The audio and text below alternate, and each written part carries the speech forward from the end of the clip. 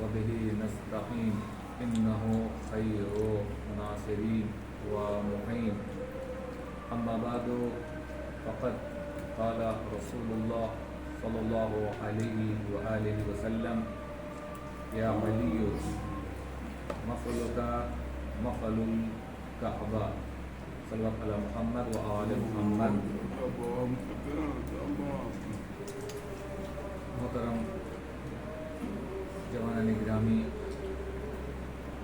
ماہ مبارک رمضان کی 19 تاریخ ہے اور یہ 3 دن ہم محبان حیدر کرار کے لیے دنیا بھر میں غم کے، درد کے، سوگ اور اہل بیت کے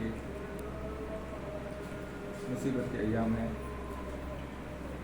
یہ تاریخیں امیر کائنات علی ابن ابی طالب علیہ السلام ضربت اور شہادت کے ایام ہیں. اس غمناک ایام میں ہم ان کے آخری فرزند حجت خدا امام زمان اجل اللہ تعالی فرج شریف کی خدمت میں تسلیت و تعزیت پیش کرتے ہیں اور پھر آپ جوانوں کی خدمت میں، حاضرین کی خدمت میں تسلیت و تعزیت پیش کرتے ہیں. یہ 2 روزہ مجالس کا پروگرام انشاءاللہ ہم سب لوگوں کے لیے یہ مجلسیں دنیا میں بھی کام آئیں گی اور آخرت میں انشاءاللہ علی ابن ابی طالب اپنے ہاتھوں سے ہم سب کو جامع کوثر سے سیراب کریں گے اور انشاءاللہ ان کے ساتھ اللہ کریم ہم سب کو محشور فرمائے اور جنت میں ان کے ساتھ بیٹھنے اور رہنے کی سعادت ہم لوگوں کو نصیب فرمائے. آج کی پہلی مجلس جس میں انشاءاللہ علی ابن ابی طالب کے کچھ مختصر فضائل آپ کی خدمت میں پیش کریں گے. وہ علی جب دنیا میں آیا تو جس نے خانہ کعبہ میں آنکھیں کھولی اور جب دنیا سے رخصت ہوا تو مسجد کوفہ میں اس کی آنکھیں بند ہوئی. وہ علی جب تک زندہ رہا کامیاب رہا. ایک لمحہ علی کی زندگی کا ایسا نہیں ہے کہ جس میں علی نے اپنی زندگی میں کوئی ناکامی بھی کی. ولادت سے لے کر شہادت تک اور شہادت سے لے کر جب تک یہ کائنات، یہ زمین، یہ آسمان باقی رہے گا، علی کا نام ہم سب کے دلوں میں رہے گا. ابھی مجلس کے بعد یوٹیوب آن کر کے دیکھیں وہ کون سی جگہ ہے جہاں علی کے نام کا ذکر نہ ہو رہا ہو. وہ کون سا علاقہ ہے جہاں پہ علی کے نام سے مجلس نہ ہو رہی ہو. چھوٹے سے چھوٹا گاؤں اور بڑے سے بڑا شہر، پوری دنیا میں جہاں کہیں بھی حیدر کرار کے چاہنے والے ہیں انہوں نے کل رات میں ماتم کیا ہے، مجلس کی ہے، سڑکوں پر آئے ہیں، علی کے نام کا نعرہ لگائے ہیں. یہ علی کے زندہ ہونے کی دلیل ہے. اگر علی مر گیا ہوتا تو ہم آج علی کا ذکر نہ کرتے. یہ لاکھوں کی تعداد میں علی کے نام کا ذکر کرنا اس بات کی علامت ہے کہ علی آج بھی ہمارے دلوں میں ہے اور قیامت تک علی کی قبر ہمارے دلوں میں رہے گی. علی علیہ السلام کی 2 قبریں ہیں. ایک نجف میں ہے جو ظاہری گنبد ذریعے ہم لوگ زیارت پہ جاتے ہیں، ایک مومن کے دل میں ہے، جو مومن کے دل میں ہے وہ اصل خبر ہے، اور جو وہاں پہ ہے ایک علامت اور نشانی تاکہ محبت کی پہچان ہو سکے۔ وہ علی جس کے بچپن کے بارے میں روایت میں ملتا ہے کہ جب مولا کائنات کی ولادت ہوئی، کفر کا دور مکے میں، اس دور میں کچھ بڑے بڑے لوگ جن کا ایک سسٹم تھا، ایک طریقہ تھا، جب بھی کسی گھر میں نئے بچے کی ولادت ہوتی تو اس بچے کو دیکھنے کے لیے کہ بچہ وہ حلالی ہے یا غیر حلالی ہے، یا اصل باپ کا ہے یا غیر جو ہے حلالی ہے، یہ پہچان کے لیے ان کے پاس ایک اژدہا تھا، ایک بہت بڑا سانپ تھا، اور وہ کیا کرتے، بتوں کے پیروں کے نیچے کی مٹی یہ لے کر، اس اژدہا کو لے کر جس گھر میں بیٹے کی ولادت ہوتی سامنے آتے اور اس بچے کے سامنے اس اژدہے کو رکھتے اور بتوں کی جو مٹی ہے اس کو آنکھوں میں سرما بنا کے لگاتے۔ جب مولا کائنات کی ولادت ہوئی خانہ کعبہ میں، 3 دن کے بعد جب فاطمہ بنت اسد ابو طالب کے گھر آئی ہیں تو کفار کو پتہ چلا، کچھ لوگ آئے، آنے کے بعد ابو طالب کے گھر میں کہا کہ ہم بچے کو دیکھنا چاہتے ہیں، ہم بچے کی آزمائش کرنا چاہتے ہیں۔ اژدہا لے کر قریب پہنچے، مولا کائنات ابھی 3 یا 4 دن کے بچے ہیں، جھولے میں لیٹے ہوئے ہیں، اژدہا کو لایا گیا، جیسے ہی اژدہا قریب آیا، 3 دن کا بچہ اپنے دونوں ہاتھوں سے اژدہے کے 2 ٹکڑے کیے، اژدہے کو چیرا، اور جو ہے وہ جو مٹی سرمے کی تھی اس کو پھینکا۔ حیران ہو گئے، یہ عجب بچہ ہے، 3 دن میں اس کی طاقت یہ ہے کہ اژدہے کو پھاڑ رہا ہے، سانپ کو پھاڑ رہا ہے۔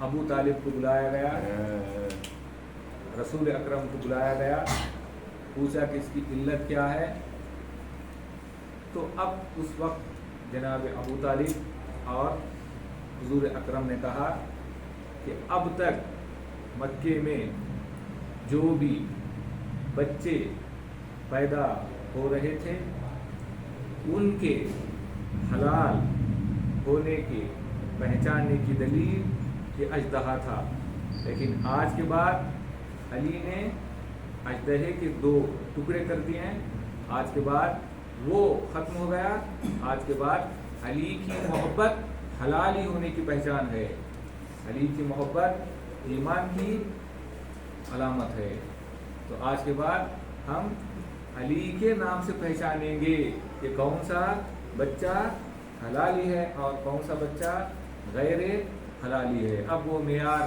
ختم ہو گیا، اژدہے کے بعد اب علی میزان ہے، علی اسکیل ہے، علی ترازو ہے، اس میں رکھ کر بچے کے ایمان کو، ماں باپ کی طہارت کو تولیں گے، پرکھیں گے، جو بھی علی کی محبت کے ترازو میں تلے گا وہ جو ہے اس دنیا میں بھی پاکیزہ رہے گا، اس دنیا میں بھی ثواب کا حقدار ہوگا۔ صلی اللہ علیہ محمد وعلی محمد۔ یہ سب سے بڑا معجزہ مولا کائنات کا پیدا ہونے کے بعد کہ اژدہے کے 2 ٹکڑے کرنا۔ اب خود علی بن ابی طالب نہج البلاغہ میں بیان فرماتے ہیں کہ میرا پورا بچپنا رسول کے ساتھ گزرا۔ اب خود اونٹ کی مثال دے کر بیان فرماتے ہیں. آپ نے اونٹ کو دیکھا ہوگا. اونٹ کا بچہ ماں کے ساتھ ساتھ جیسے جیسے ماں چلتی رہتی ہے ویسے ویسے اس کے ساتھ چلتا ہے. یہ اونٹ کی خاصیت ہے. دوسرے جانوروں میں ہو سکتا ہے کہ بچہ اونٹ سے آگے بڑھ جائے, کھیلنے کے بہانے میں ہو سکتا ہے کہ ماں سے پیچھے بھی رہ جائے, لیکن اونٹ کے بچے کی خاصیت یہ ہے کہ ماں کے قدم با قدم چلتا ہے. تو مولا بیان فرماتے ہیں کہ میں بچپنے میں رسول خدا کے ساتھ جیسے اونٹ کا بچہ اپنے ماں کے ساتھ رہتا ہے ویسے ہی ساتھ چلتا تھا. اور رسول اکرم مجھے بچپنے میں اپنے آغوش میں بٹھاتے, اپنے گودی میں بٹھاتے اور کھانے کے لقمے اپنے ہاتھ سے میرے منہ میں رکھتے, اپنے ہاتھوں سے مجھے پلاتے, اپنے ہاتھوں سے مجھے اٹھاتے, اپنے ہاتھوں سے مجھے کھلاتے اور اپنے بستر پر مجھے سلاتے اور اپنی جگہ مجھے بٹھاتے, اور جہاں جہاں جاتے مجھ علی کو ساتھ لے کر جاتے. میں وہ ہوں کہ آنکھ رسول کے آغوش میں کھلی اور رسول کی آنکھ میری آغوش میں بند ہوئی. یہ کمال ہے علی کا کہ جب آئے تو رسول کے آغوش میں آنکھ کو کھولا, جب رسول دنیا سے گئے تو رسول کی آنکھیں علی کے آغوش میں بند ہوئی. ایک لمحہ زندگی کا ایسا نہیں ہے جس میں رسول سے دور ہو گیا ہوں یا رسول مجھ سے دور ہو گئے ہوں. چاہے جنگ ہو, چاہے مکہ ہو, چاہے مدینہ ہو, چاہے جنگ ہو, چاہے پریشانی ہو, چاہے خوشی کا عالم ہو, کسی بھی موقع پر نہ رسول مجھ سے جدا تھے نہ میں رسول سے جدا تھا. اب بہت سارے معجزات, بہت سارے کرامات اور کرشمات علی بن ابی طالب کی زندگی کے ہیں. آج دو معجزات یا واقعات بتا کے کچھ مسائل کے جملے پڑھ کے آپ کی زحمت کو تمام کرتے ہیں. سب سے پہلے یہ کہ مولا کائنات نے آج کے 1400 سال پہلے ہزاروں فیصلے کیے ہیں, ہزاروں فیصلے اور ہزاروں قسم کے فیصلے کیے ہیں. ایک عجیب فیصلہ آپ کو بتاؤں گا, بہت ہی عجیب. اس زمانے میں ہاتھی کو تولنے کے لیے کوئی بڑی مشین نہیں تھی, کوئی بڑا ترازو نہیں تھا. ہاتھی کو تولنے کے لیے کوئی بڑا ترازو, کوئی مشین ایسا نہیں تھا. ایک آدمی نے یہ نظر کر لی تھی کہ فلاں سبب کی وجہ سے ہاتھی کا وزن معلوم کروں گا کہ ہاتھی کیسے تولنا ہے, ہاتھی کتنے کلو ہوتا ہے. ابھی پریشان ہو گیا. اب وہ اس کو اتنا بڑا ہاتھی, نہ کوئی مشین ہے, نہ ترازو ہے, نہ کوئی گاڑی ہے, کیسے تولے. حیران پریشان ہو کر جو ہے چلتے چلتے آتے آتے جو ہے اسے پتہ چلا, علی بن ابی طالب کی خدمت میں آیا. مولا کائنات نے لمحوں میں اس کا علاج بتایا کہ کیسے ہاتھی کا وزن معلوم کرنا ہے. آج بھی یہ فیصلہ سب کے لیے حیران کرنے والا ہے کہ ہاتھی کے وزن کو کیسے مولا کائنات نے 1400 سال پہلے تولنے کا طریقہ دکھایا. آیا تو مولا کائنات نے بتایا کہ کام کرو, ایک کشتی میں ہاتھی کو رکھو اور رکھنے کے بعد پانی میں چھوڑو. جب وہ کشتی پانی میں جائے گی, ہاتھی کے وزن کی وجہ سے وہ کشتی جتنا پانی کے اندر جائے گی، جتنا اندر جائے گی اس کے برابر نشان لگاؤ. نشان لگانے کے بعد ہاتھی کو باہر کرو، اور جو نشان لگا ہے اس کے برابر اس کشتی میں لوہا رکھو. لوہا رکھنے کے بعد اس کو دوبارہ پانی میں چھوڑو. اس علامت کے برابر دوبارہ پہنچ گئی تو پھر اس کو نکالو. نکالنے کے بعد لوہے کو تولو. جتنے کلو لوہا ہے اتنے کلو ہاتھی ہے. جتنے کلو لوہا ہے اتنے ہی کلو ہاتھی کا وزن ہوگا. یہ عجب، یہ عجیب و غریب انوکھا فیصلہ آج بھی دنیا نہیں کر سکتی. طریقہ بتایا کہ جتنا وزن جو ہے ہم نے کشتی میں لوہے کا ڈالا ہے اس کو تولنے سے ہاتھی کا وزن آپ کو معلوم ہو جائے گا. کتنا آسان طریقہ، لیکن علی کے لیے آسان ہے، ہمارے لیے مشکل ہے. علی کے لیے آسان ہے. جیسے ہمارے ہاتھ میں 5 انگلیاں ہیں. اگر کوئی سوال کرے کہ بتاؤ تمہارے ہاتھ میں کتنی انگلیاں ہیں، کوئی بھی گن کے نہیں بتاتا، فوراً بتاتا ہے کہ 5 ہیں. کیوں؟ اس لیے کہ یہ 5 انگلیاں میرے جسم کا حصہ ہیں، ہر بار گننے کی ضرورت نہیں ہوتی. اسی طرح سے یہ پورے کائنات کا علم علی کے لیے ہتھیلی کی طرح ہے. جب بھی کوئی سوال کرتا ہے تو علی بن ابی طالب فوراً جواب دیتے ہیں. تو گن کر پڑھ کر بولنے کی ضرورت نہیں ہے. یہ ہتھیلی کی طرح علی کے لیے کائنات کو اللہ تعالیٰ نے بنایا ہے. دوسرا ایک فیصلہ، بلکہ ایک معجزہ آپ کو بتاؤں گا. مولا کائنات کے دور میں 2 عورتوں نے بچوں کو جنم دیا. غور سے سنیں، کام آئے گا. بچوں کو جنم دیا. ایک گھر میں بیٹا پیدا ہوا اور ایک گھر میں بیٹی پیدا ہوئی.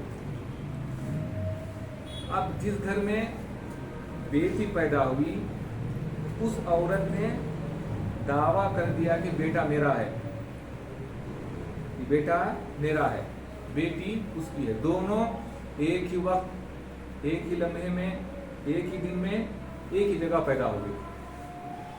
تو جس گھر میں بیٹی ہوئی تھی وہ ماں نے کہا کہ بیٹی اس عورت کی ہے، بیٹا میرا ہے. دونوں میں جھگڑا ہوا، ہوتے ہوتے کئی دن گزر گئے. جو بیٹی والی تھی وہ بیٹی کو قبول کرنے کے لیے تیار نہیں تھی. بیٹے والی ماں کہہ رہی تھی کہ یہ خدا کو گواہ رکھ کے کہتی ہوں کہ بیٹا میرا ہے. جب جھگڑا لمبا ہو گیا تو حضرت عمر کے پاس فیصلے کو لایا گیا،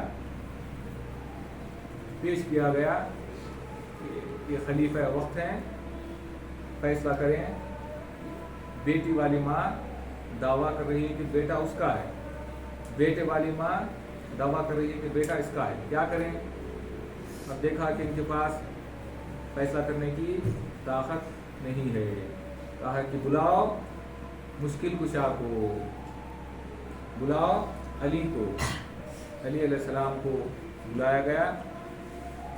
علی علیہ السلام آنے کے بعد دونوں ماں سے مخاطب ہو کے فرمایا بتاؤ کہ بیٹا کس کا ہے، بیٹی کس کی ہے. بیٹے والی ماں نے کہا کہ بیٹا میرا ہے. بیٹی والی کہہ رہی کہ یہ بیٹی اس کی ہے بلکہ بیٹا میرا ہے. سچ بتاؤ. لیکن ماننے کے لیے تیار نہیں ہوئے. تو مولا کائنات نے کہا کہ 2 چھوٹی چھوٹی شیشیاں لائی جائے. چھوٹے چھوٹے 2 بوتل شیشی منگائی گئی اور मौला कायनात के हाथों में शीशियों को दिया गया। मौला कायनात ने कहा कि ये शीशियाँ 2 औरतों के ज़रिए से इन माँ के पास पहुँचाई जाए। ये शीशियाँ माँ के पास पहुँचाई गई और मौला कायनात ने उन औरतों से कहा इन शीशियों में 2 औरतों का दूध, बेटे वाली का भी और बेटे वाले का भी, दूध भरकर लाया जाए। कुछ देर के बाद 2 शीशियों में दूध भरकर अली इब्न अबी तालिब की खिदमत में पेश किया गया। उस वक्त मौला कायनात ने कहा कि इसको एक छोटे से जो सोने का तराजू होता है तोलने का, उसमें इसको तोला जाए। तोला गया और मौला कायनात ने कहा कि देखो, जिस शीशी का दूध वज़न है बेटा उसका है, जिस शीशी का वज़न हल्का है बेटी उसकी है। उस वक्त मौला कायनात ने तोलने का हुक्म दिया और लाने के बाद तोला गया तो जिस शीशी में बेटे का दूध था वो वज़न था, जो बेटी का दूध था वो हल्का था। तो लोगों ने पूछा, या अली आपने ये कैसे फैसला कर दिया? तो अली ने कहा कि अल्लाह ताला ने बेटे के दूध को वज़न बनाया है और बेटी के दूध को हल्का बनाया है। तो मैंने पहचान लिया कि जिस शीशी का दूध वज़न है बेटा उसको दिया जाए और जिस शीशी का दूध हल्का है बेटी उसको दी जाए। जो बेटी वाली थी शर्मिंदगी से कहा, या अली मैंने झूठ कहा था, ये बेटी मेरी है। और बेटे वाले ने कहा, या अली मैंने सच कहा था कि बेटा मेरा है। तो मालूम हुआ कि कुछ दिनों के लिए अली के हक़ को छीन लेना आसान है, लेकिन इल्म के मसनद को कोई भी छीन नहीं सकता। अली के सीने में जो इल्म है, जो ख़जाना है, वो कोई छीन नहीं सकता। बाग़ फ़िदक को छीन लिया क्योंकि ये हो सकता था, घर को जला दिया गया ये हो सकता था, खिलाफत को छीन लिया गया ये हो सकता था, लेकिन अली के अंदर जो अल्लाह ताला ने मोहब्बत को रखा है, इल्म को रखा है, ईमान को रखा है, ये कोई छीन नहीं सकता। इस अजीम ज़ात का नाम है अली, इस अजीम शख्सियत का नाम है अली। तो हमें खुश होना चाहिए कि हम जो है अली के चाहने वाले हैं। छठे इमाम बयान फरमाते हैं, ये जो लफ्ज़ शिया है हमारे शियों को मुबारक हो, ये लफ्ज़ शिया हमारे शियों को मुबारक हो, इसलिए कि ये जन्नती हैं, ये पाकीज़ा हैं, ये ताहिर हैं, ये मुताहिर हैं, इनके दिलों में अहले बैत की मोहब्बत है, ये हमारे ख़ानदान के मुहिब हैं, ये हमारे आशिक़ हैं। तो कई मक़ामात पर रसूल खुदा ने मौला कायनात से खिताब करके कहा, या अली अंता व शीअतुका हुमुल फाइज़ून, है अली तुम और तुम्हारे शिया कामयाब हैं, इस दुनिया में भी उस दुनिया में भी। लेकिन एक शर्त है, तो शर्त क्या है? जैसे अली चाहते हैं वैसे हमें करना होगा, जैसे अली हमें देखना पसंद करते हैं वैसे देखना होगा।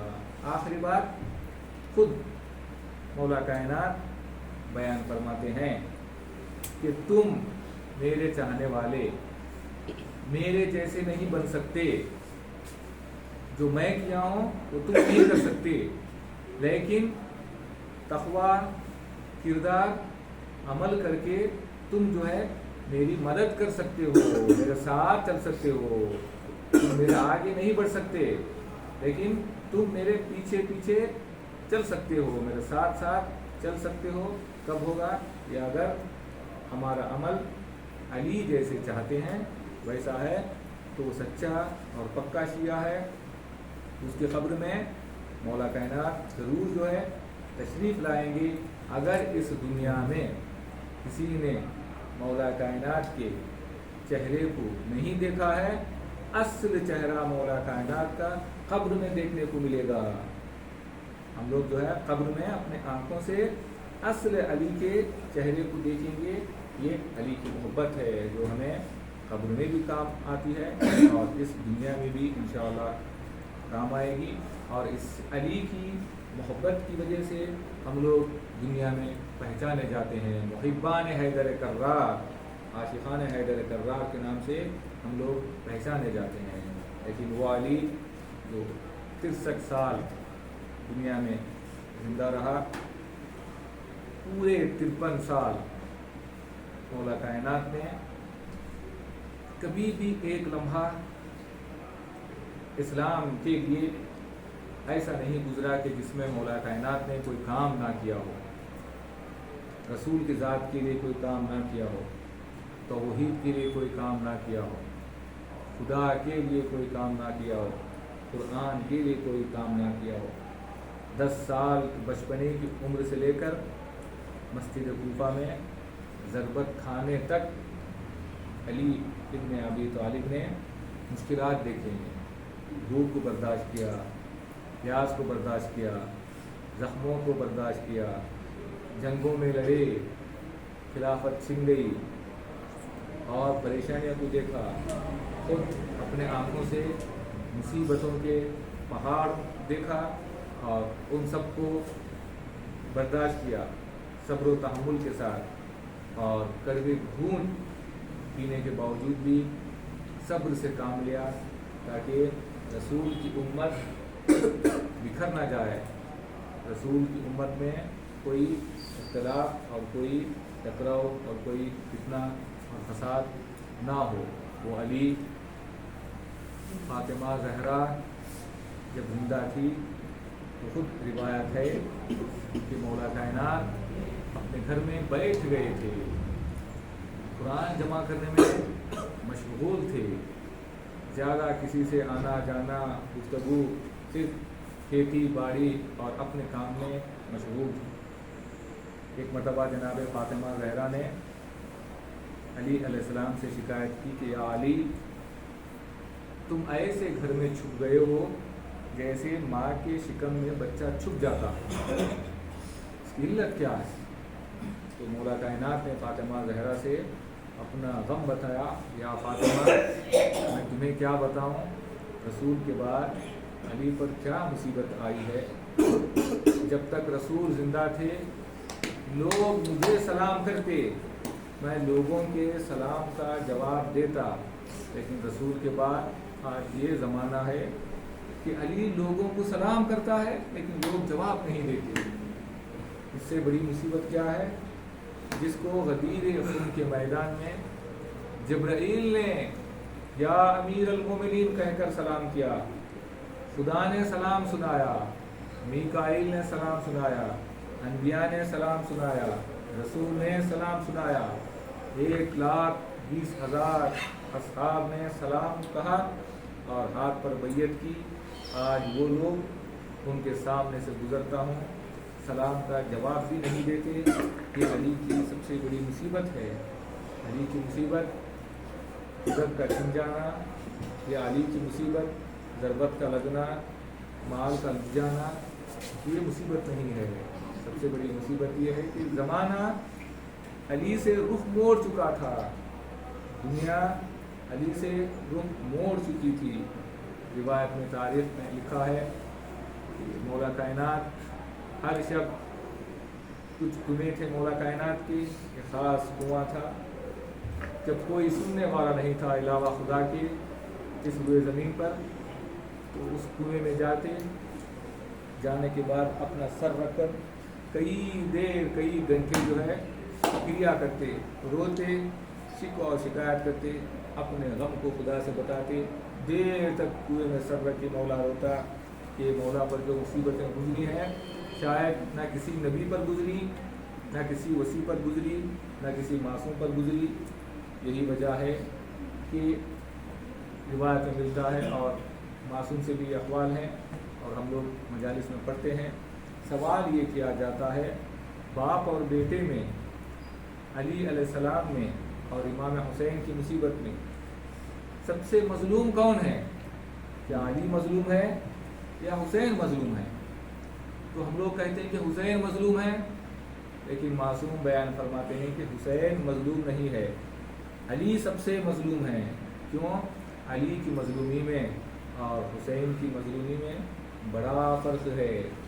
کربلا کے میدان میں جو کچھ بھی ہوا امام حسین کے بعد ہوا، یعنی خیموں کا جلا جانا امام حسین کی شہادت کے بعد، بیویوں کے سروں سے چادر کا چھننا امام حسین کی شہادت کے بعد، بے پردگی شہادت کے بعد، بے حرمتی شہادت کے بعد، کوفے کا پہنچانا شہادت کے بعد، شام تک لے جانا شہادت کے بعد، نو کے نیزہ پر سروں کو بلند کرنا یہ شہادت کے بعد۔ لیکن علی وہ مظلوم ہے کہ علی کی زندگی میں علی کی آنکھوں کے سامنے فاطمہ زہرا کے گھر کو جلایا گیا، اور علی کے نگاہوں کے سامنے فاطمہ زہرا کی بے حرمتی کی گئی، اور علی کے نگاہوں کے سامنے فاطمہ زہرا کے بچوں کو رونے کا موقع دیا گیا،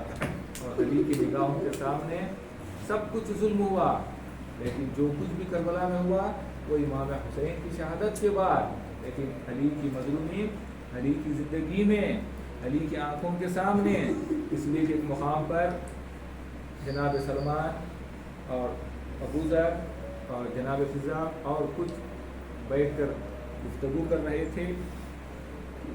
گفتگو یہ ہو رہی تھی کہ انسان کے لیے سب سے بڑی مصیبت کی گھڑی کون سی ہوتی ہے؟